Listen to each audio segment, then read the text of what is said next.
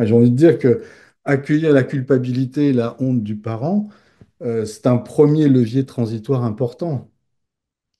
Euh, C'est-à-dire que s'il y a déjà culpabilité et honte, on est déjà sur l'idée qu'il y a une forme de réflexivité de ce parent et qu'on va pouvoir commencer peut-être à engager un travail et créer de l'alliance avec lui.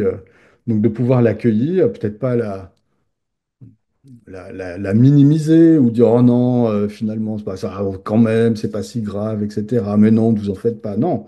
Mais de pouvoir effectivement accueillir cet affect, ces affects, parce que la honte et la culpabilité, on n'est pas tout à fait sur les mêmes registres affectifs. Donc de l'accueillir comme étant effectivement normal.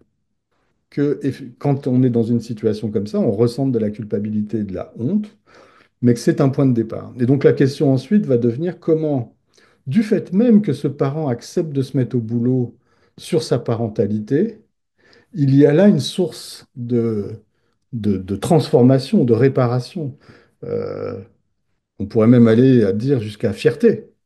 C'est-à-dire qu'un parent qui est dans une situation où pour X, Y raison, il ne s'est pas rendu compte qu'il faisait des choses qui compromettaient le développement de son enfant, qui est rattrapé par la patrouille, on pourrait dire, qui ressent de la culpabilité ou de la honte par rapport à ça, le fait qu'il accepte de se mettre au boulot sur qu'est-ce qui s'est passé, qu'est-ce qu'il a fait, en quoi il ne répond pas aux besoins de son enfant, comment est-ce qu'il pourrait répondre aux besoins de son enfant, etc. Je veux dire, c'est quand même formidable qu'un parent se mette au boulot. Et donc, il me semble que si la culpabilité et la honte est un point de départ, ensuite, on peut travailler à transformer cette énergie, enfin cet affect qui est une énergie au fond, en une énergie tout à fait positive. Et on voit des parents qui font des parcours remarquables et dont ils peuvent être fiers.